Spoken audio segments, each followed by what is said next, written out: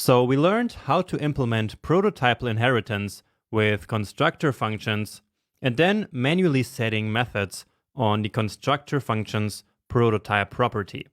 But now it's time to turn our attention to ES6 classes, which essentially allow us to do the exact same thing, but using a nicer and more modern syntax. Now, as I mentioned earlier, classes in JavaScript do not work like traditional classes in other languages like Java or C++. So instead, classes in JavaScript are just synthetic sugar over what we learned in the last few videos.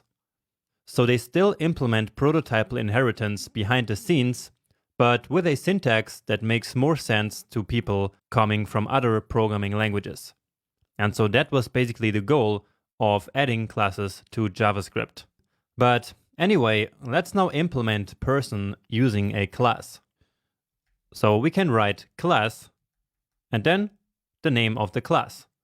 And let's actually call it person CL. So that stands for class. And then curly braces like this. And so this is actually a class declaration. But just like in functions, we also have class expressions.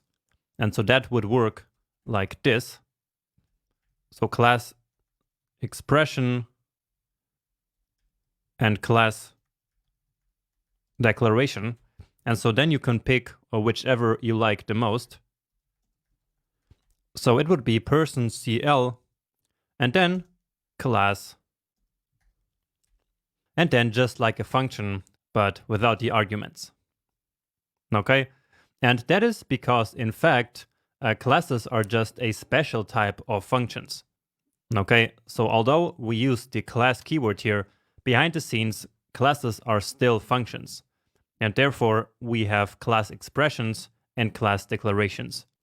Now, for some reason, I prefer the class declaration, and so I'm going to use that right here.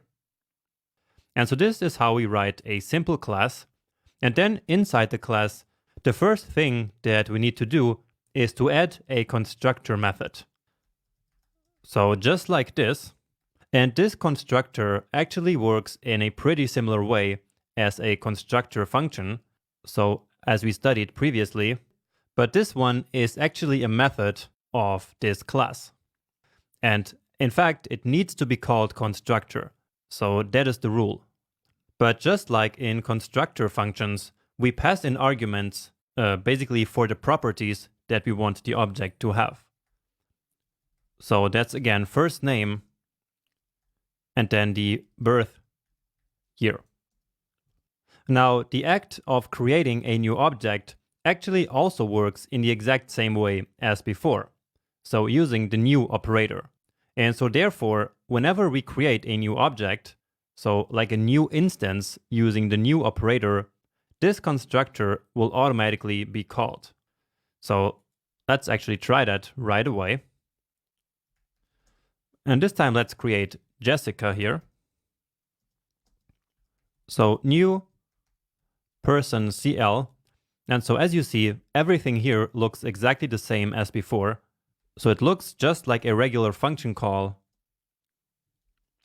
And again, we also use the new keyword here. And so therefore, just like before, the this keyword here inside of the constructor will also be set to the newly created empty object. And so just like before, we set the properties of the object like this. So this.firstName is equal to first name that we receive, and the same for the birth year.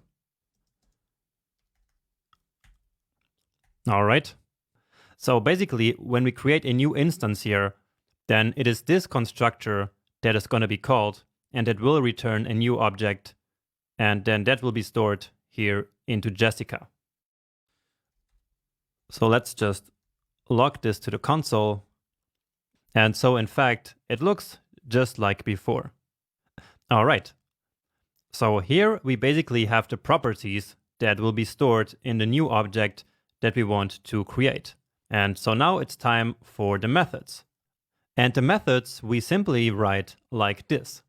So we can simply add them here And all we have to do is to write their name. So just like a regular function in here. So this is very nice and very convenient.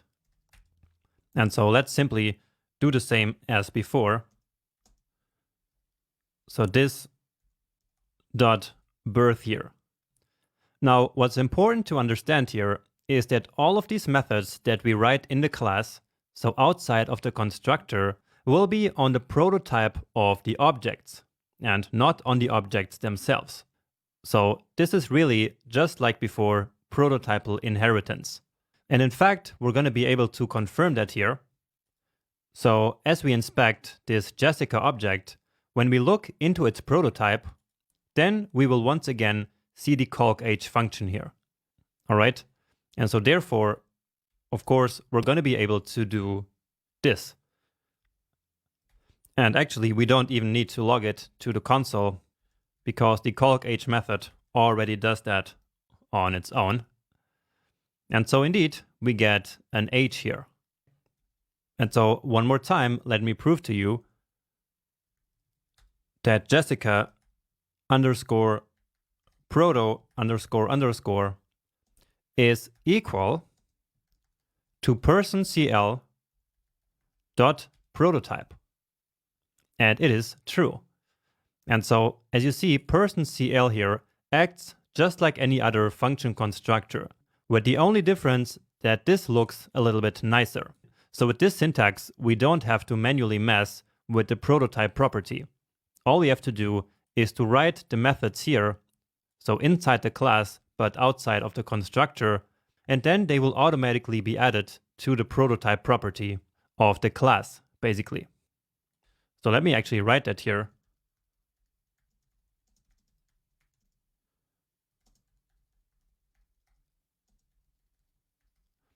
So they will be added to the prototype property of the person class, which once again is going to be the prototype of the objects created by that class. And we can take this demonstration even further by also adding a method manually to the prototype. So that's going to work just as fine. So let's create a greet method here.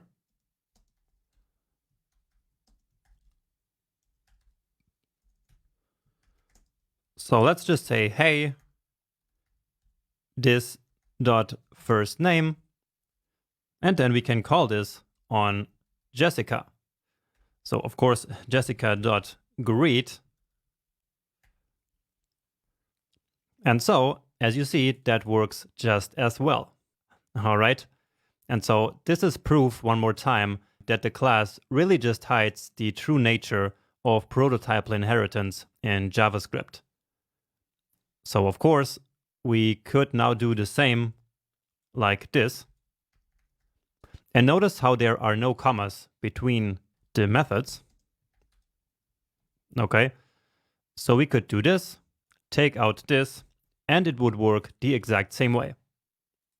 You see? So this is great for people who are coming from another language and have experience with object-oriented programming, because it's going to be a bit easier for these developers to start writing object-oriented code in JavaScript. Now, if you're one of these developers, then please make sure that before just starting to use classes, you really truly understand function constructors and the prototype and the whole prototype chain logic. Now, to finish, I just need to say a couple more things about classes that are important to keep in mind. So first, classes are not hoisted. So first, let's scroll a bit here. Classes are not hoisted. And so even if they are class declarations. So function declarations, remember, are hoisted, which means we can use them before they are declared in the code. But with classes, that doesn't work. Second, just like functions, classes are also first-class citizens. First-class citizens. And so what that means is that we can pass them into functions and also return them from functions. And as I mentioned before, that is because classes are really just a special kind of function behind the scenes. And third, the body of a class is always executed in strict mode. Classes are executed in strict mode. And so even if we didn't activate it for our entire script, all the code that is in the class will be executed in strict mode. All right? So keep these points in mind if you want to work with classes. So now at the end of this video, you might ask if you should use constructor functions like we have been doing, or if instead it's better to just use classes.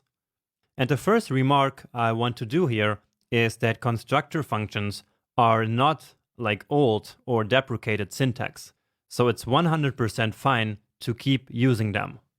So one more time, this is more a question of personal preference. Now, if you're asking if you should use classes without understanding prototypal inheritance, well then the reply is definitely no. Now, some people actually say that classes are really bad in general and that no one should ever be using them simply because they hide the true nature of JavaScript. But I actually don't agree with that, and I think it's absolutely okay to use classes in your code as long as you understand everything that I just showed you previously about the prototype and prototypal inheritance. So you cannot just skip that part because you want to become an expert in JavaScript, right? And you also want to feel comfortable while writing your code, and that essentially means to understand exactly what your code does. So that's super important too. And so if you want to be confident, you need to understand. And so that's also the whole reason why all over the course I am going into such deep detail into how everything works in JavaScript. Now, what I personally like about classes is that they visually put all the code that belongs to a certain class, so like all the data here and all the behavior, all into one nice code block like this. With function constructors, in my opinion, it all looks just like a big mess. So like this. I mean, in this case, it's just a little bit of code, but this can get out of hand pretty quick. And in these situations, I think that this actually looks at least a lot better. But of course, that is just my personal opinion. What matters is that you start thinking about this yourself and take your own decisions based on what I'm explaining in these videos.